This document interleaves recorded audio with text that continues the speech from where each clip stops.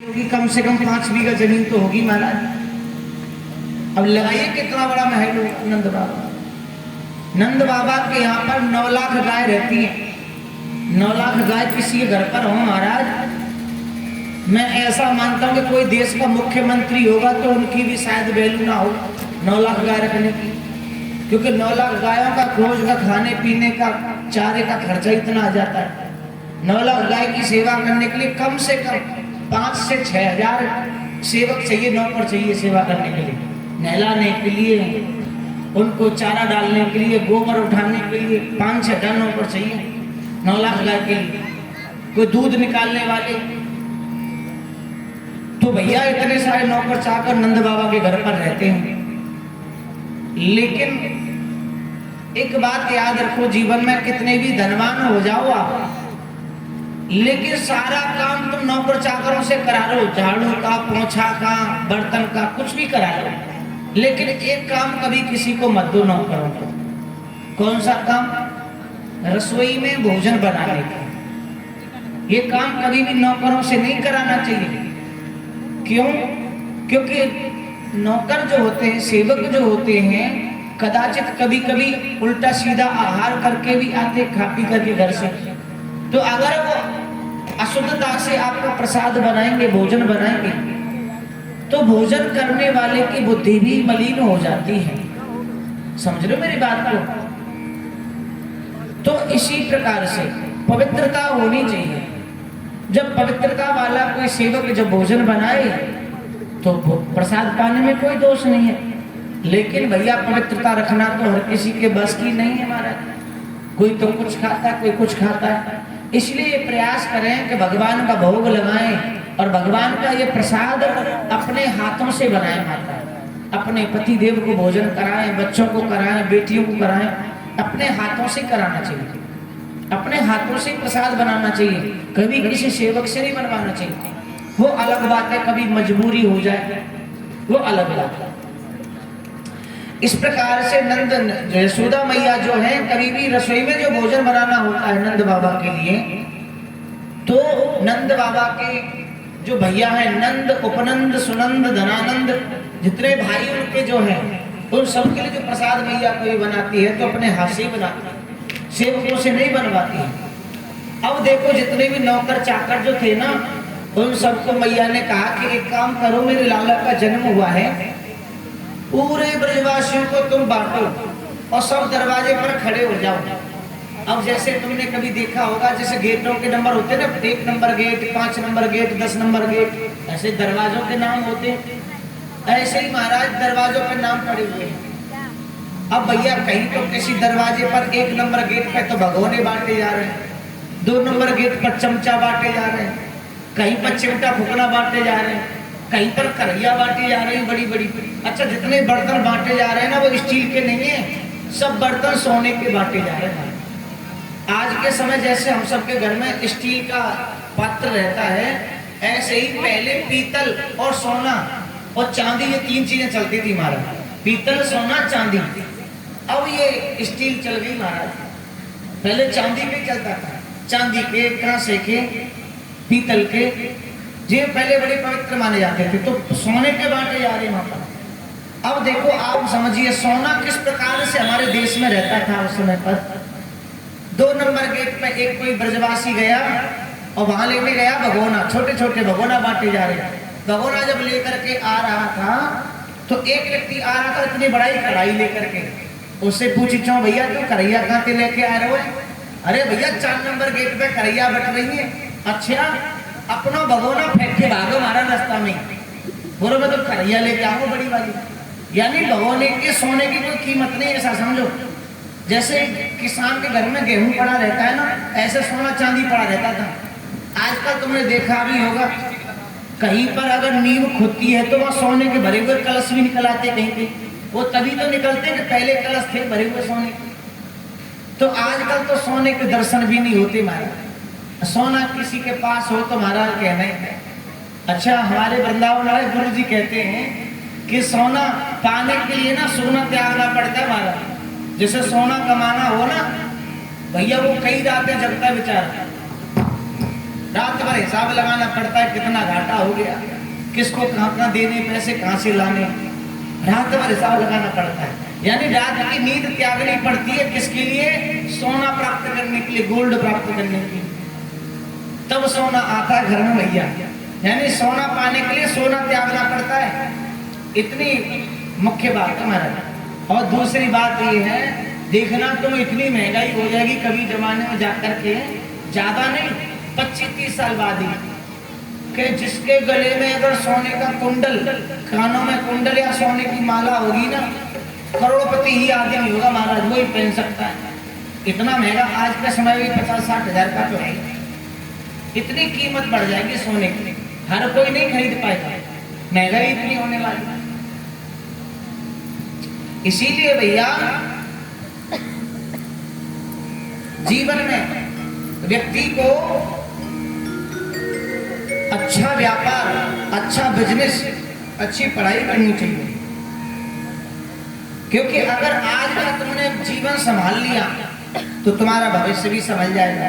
और आज का जीवन अगर बिगड़ गया ना बच्चों का, देखो जो अभी 40 साल के 35 साल के जो हैं या 50 साल के, उनकी तो जिंदगी कट जाएगी, चलो कोई नहीं। और जो 10-15 साल के हैं ना, जब तक वो जवान होंगे तब तक बहुत महंगाई हो जाएगी। फिर तो महाराज आज के समय 25-30 हजार की नौकरी से गुजारा तो हो रहा है कम से कम, फिर तो 1 लाख की नौकरी चाहिए कम से कम। तो इसीलिए जो है जीवन को बनाने पर, कैरियर को बनाने पर फोकस करना चाहिए बच्चों को, न कि बिगाड़ने पर। अच्छी पढ़ाई करें, अच्छे मार्ग से लेकर के आए, मन से पढ़ाई करें, जीवन में संस्कार हासिल भी करें, क्योंकि आध्यात्मिक पढ़ाई होना जरूरी है।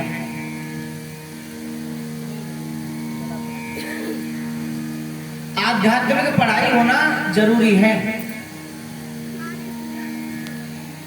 ये सांसारिक शिक्षा जो है धन कमाने में आगे बढ़ाती है, हमें धन कमाने में निपुण करती है सांसारिक शिक्षा, लेकिन आध्यात्मिक शिक्षा उस धन को बचाने में, उस धन को और बढ़ाने में निपुण बनाती है। इसलिए आध्यात्मिक ज्ञान होना जरूरी है।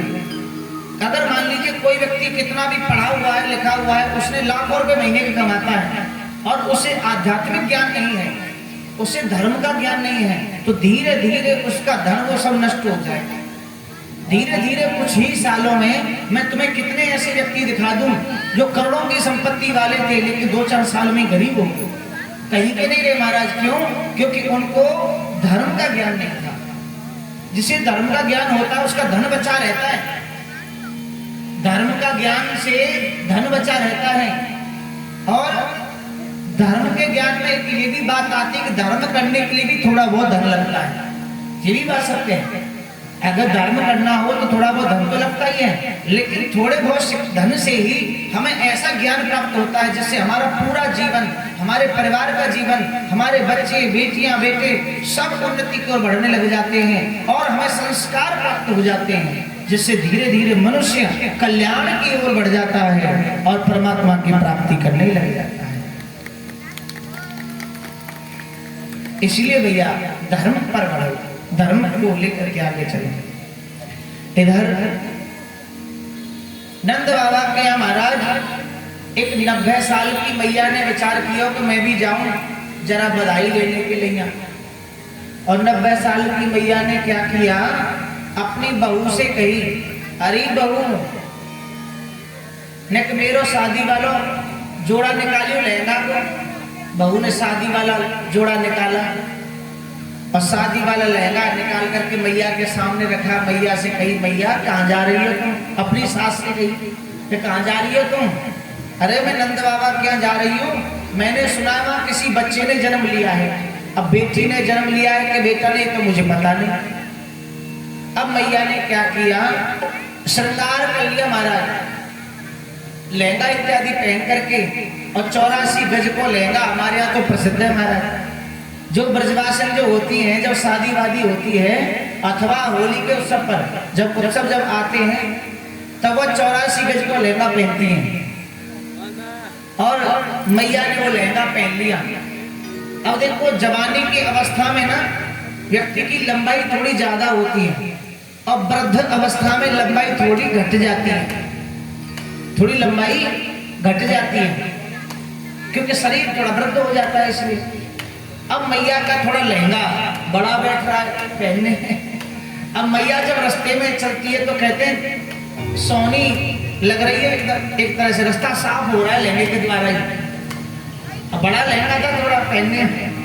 अब दूसरी बात ये कि मैया ने ऐसा श्रृंगार किया, बहू ने कही कि मैं लगा दूं तुम्हारे खेल लवली वगैरह जो भी होती है सब। ना ना तू मत लगा, मैं खुद श्रृंगार कर लूंगी। मैया ने ऐसा श्रृंगार करे, बहू ते तो करवाओ नहीं क्या, वो होठन पे लगाने वाला तो आंखिन पे लगा लिया वो, और आंखों वाला वो होठों पे लगा लिया हमारा। अब लगा के हमारा ऐसा श्रृंगार करके मैया चली के हमारा सब देखे मैया ने चांदी की छड़ी ले रखी है। चांदी की छड़ी टेक के भाई नंद बाबा के महलों के आगे पहुंची तो क्या पाया कि बच्चे तो उत्सव मना रहे हैं। नंद घर आनंद भयो जय कन्हैया लाल की, हाथी दीने घोड़ा दीने और दीनी पाल की। कौने दीने हाथी घोड़ा, कौने दीनी पाल की, बूढ़े को हाथी घोड़ा बालकन की पाल की। बूढ़े को बच्चों को हाथी घोड़ा, बूढ़े को पाल की। ये सब इस तरह से उत्सव मना रहे हैं। और वहीं पर पहुंच गई मैया। और कुछ ब्रजवासियों ने क्या किया, नंद बाबा से कही एक काम करो। बोले क्या कि हमें तुम 2 कुंटल तो दे दो मिश्री। ठीक है भैया ले जाओ। और एक काम करो 4 कुंटल दे दो माखन। कोई बात नहीं भैया, 9 लाख गाय काबा की कमी थोड़ी है। नंद बाबा ने दे दिया। जब नंद बाबा ने दे दिया तो उन्होंने क्या किया कि उस माखन में उस मिश्री को पिसवा करके बूरे जैसा बनवा लिया और उसमें मिला दिया। और उसमें मिला करके छोटे छोटे 50-50 ग्राम के गोलासे बना दिए महाराज। और ऐसे एक दूसरे की ओर फेंक रहे हैं और दूसरा आदमी अपने मुख से ऐसे लपक लेता है वो गोले को और खाता है महाराज। वो उसके मुख की ओर फेंक रहा है, वो उसके मुख की ओर फेंक रहा है। गोले बने हुए छोटे छोटे 100-100 ग्राम के, 50 ग्राम के। अब मैया आई, छड़ी टेकती गई वहीं पे। मैया बोली लाला कहाँ भयो। एक ब्रजवासी के मन में शरारत आ गई। बोलो मैया को पहले करवा मुंह मीठो। अब ब्रजवासी ने कही मैया दोबारा पूछ। अरे लाला कहाँ, जैसे कहीं कहा गोला तक के मारे महाराज।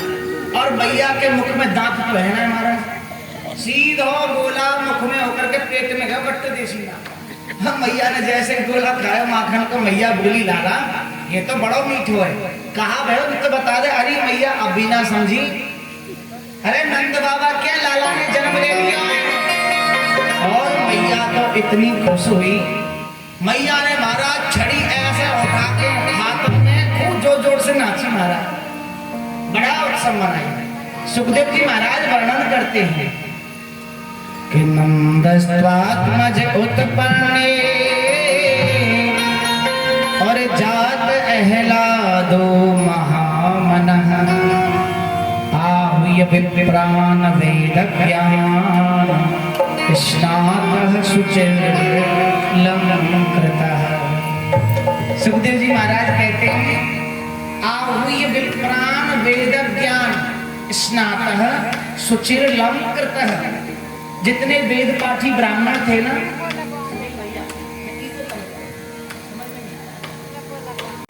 इतना दान किया। और क्या किया, धैनु नाम न्यूते प्रासादः, यानी 2 लाख गाय, 9 लाख में से 2 लाख गाय छांट करके बढ़िया बढ़िया दूध देने वाली और एक प्रकार से बड़ी सुंदर गाय, ज्यादा दूध देने वाली पवित्र गाय और स्वस्थ गाय छांट करके 2 लाख गाय ब्राह्मण को दान करें। इतना दान नंद बाबा ने किया। और जितने ब्रजवासी थे, जितने लोग आए थे बधाई लेने के लिए, किसी को भगोने, कटोरे, चमचे, न जाने क्या क्या महाराज नंद बाबा ने बांटे। वस्त्र बांटे, सोने के सितारे लगे हुई साड़ियां बांटी नंद बाबा ने। इतना दान किया नंद बाबा ने। और देखो इतना दान करने वाला शायद ही कोई संसार में हो उस समय पर। और इतना दान जब किया ना तो कुबेर महाराज जो स्वर्ग में रहते हैं ना, इंद्र देवता के यहाँ पर जो कुबेर रहते हैं, उन कुबेर जी की भी मति बुद्धि भी चकित रह गई। इतना दान कहां से कर रहे कि घनश्याम कुबेर जो इतनो दियो कि नंद कछु इतना जो दियो। घनश्याम कुबेर की मत बोरी कि नंद कछु इतनो जो दियो घनश्याम कुबेर की मत बोरी देखत ही सब लुटाए दियो नहीं रही बचिया पछिया न पिछोरी। अब देखो नंद बाबा के मन में इतना आनंद है, इतनी खुशी है कि नंद बाबा सोच रहे हैं कि जिस बिस्तर पे मैं सोता हूँ ना वो भी लुटा दूंगा, कुछ भी नहीं छोड़ूंगा, सब लुटा दूंगा मैं लाला की खुशी में। और भैया एक तरफ से तो वो दान कर रहे हैं, दूसरी तरफ से स्वयं लक्ष्मी माता उनके कोष में धन में आकर के बैठ गई और इतना ही धन बढ़ता चला जा रहा है। जितना वो लुटाते हैं उससे दूना भर जाता है। कोषागार में कक्ष उसमें धन बढ़ता चला जा रहा है। अब तो मैया जब धन को बढ़ा रही है और नंद बाबा इधर दान कर रहे तो कुबेर महाराज भी चकित रह गए। कुबेर जी सोचने लगे भाई इतना धन कहाँ से आया इनके पास, इतना कैसे लुटा रहे हैं। कुबेर जी ने जाकर के जब इंद्र से पूछा तो इंद्र ने कहा ये साक्षात भगवान है। जो साक्षात भगवान जहाँ कहीं विराजमान हो जाए, जहाँ पर भगवान की पूजा है, जहाँ भगवान को सिरमोर बना करके सिर पर विराजमान किया जाता है, वहाँ धन की, अन्न की, वस्त्र की, घर की किसी भी चीज की कमी नहीं रह सकती है। किसी भी चीज की कमी नहीं रह सकती जहाँ पर भगवान को बिठाया जाता है अपने सिर पर। इतनी सेवा वहां पर चल रही है। और इस प्रकार से नंद बाबा ने ये सेवा की। कहते हैं नंद बाबा ने जब दूसरे दिन की बात की तो उन्होंने विचार किया कि सब लोग आए मेरे यहाँ पर लाला के जन्म की खुशी में, लेकिन रोहिणी जी नहीं आई। जो वसुदेव जी की जो पत्नी है ना रोहिणी जी, वो नहीं आई मेरे लाला के जन्म की खुशी में यहाँ पर। तो उनको इस बात का आश्चर्य लगा और यशोदा मैया के साथ में नंद बाबा उन रोहिणी जी के घर पर गए। रोहिणी च महाभाग नंद गोप विनंदिता व्यचरदम दिव्यवासम स्कंठ भरण भूषिता। नंद बाबा ने जाकर के निवेदन किया, देखो रोहिणी जी अगर आप हमारे घर में बच्चे को आशीर्वाद देने नहीं जाएंगी तो हमें अच्छा नहीं लगेगा। ये पुत्र आपका ही तो है, आपका ही तो बेटा है और आप आशीर्वाद देंगी तो फिर कैसे बात बनेगी। तो अगर आप आशीर्वाद नहीं देंगी तो कैसे हमारा बालक, फिर हम उत्सव कैसे मनाएंगे अपने बच्चे का। तो उन्होंने कहा देखो मैं कैसे जाऊं नंद जी, आप तो सब कुछ जानते हैं कि मेरे पति के जीवन में दुख आया है, कष्ट आया है और मेरे पति देव जेल में है। और पति के जीवन में कष्ट आए, दुख आए तो पत्नी को ज्यादा श्रृंगार व्यंगार करके नहीं निकलना चाहिए। मैं कैसे जाऊं घर से बाहर। तो उन्होंने कहा देखो मैं जानता हूं वसुदेव भैया के जीवन में कष्ट है, लेकिन एक बात यह है कि हमारे घर में लाला रोज रोज तो नहीं आएगा, पहली बार तो जन्म हुआ है और वसुदेव भैया भी बुरा नहीं मानेंगे। मैं तुमको वचन देता हूँ, वसुदेव भैया मेरे परम मित्र हैं, मैं उनको बता दूंगा कि भाभी जी को मैं ही लेके आया था घर पर। इतना जब प्रेम करने लगे और यशोदा मैया ने भी हाथ जोड़ के कहा चलना बहन, क्यों घर में बैठी है, मेरे लाला को जन्म है आज। तो रोहिणी जी ने उसी समय पर श्रृंगार करके और आज भगवान के चरणों में विराजमान हुई है। जैसे ही रोहिणी जी आई, आकर के क्या देखा, कन्हैया जी की दिव्य छटा देख करके सभी वहां मोहित हो रहे हैं, भगवान का दर्शन पा रहे हैं। भगवान की बड़ी कृपा वहां पर।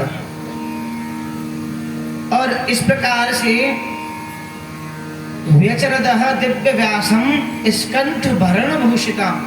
रोहिणी जी ने आकर के वहां पर लाला को गोद में लिया और उसे गोद में लेकर के पूरे आंगन में नृत्य करती हुई, नाचती हुई, गाती हुई उत्सव को मनाती है। जब तृतीय दिन हो गया, तीसरा दिन हो गया, तो कहते हैं नंद बाबा ने यशोदा मैया से कही कि अब मुझे जो कंस जो है वो हमसे थोड़ा बड़ा राजा है और हमें बड़े राजा को कर देने के लिए जाना है, टैक्स देने के लिए जाना है। क्योंकि बड़े राजा जो होते थे पहले वो छोटे राजाओं से कर लेते थे, कर। और उस समय पर नंद बाबा वहां से कर देने के लिए उनको जाते हैं।